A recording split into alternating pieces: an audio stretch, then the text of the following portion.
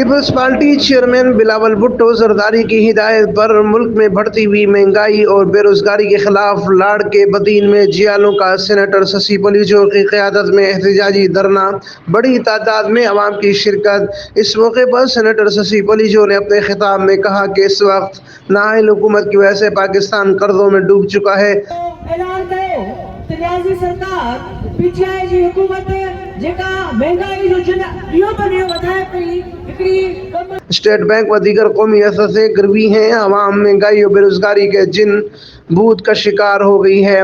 ऐसे में मुल्क की तरक्की सिर्फ बिलावल भुट्टो जरदारी के हाथों है। अवाम पीपल्स पार्टी के हाथ मजबूत करें।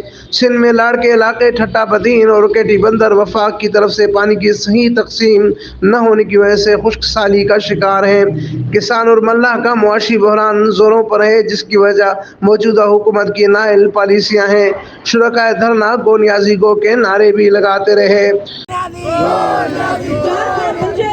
अमीन फारूकी, फारिस्टोन न्यूज़ नेटवर्क, ठट्टा, सिंध।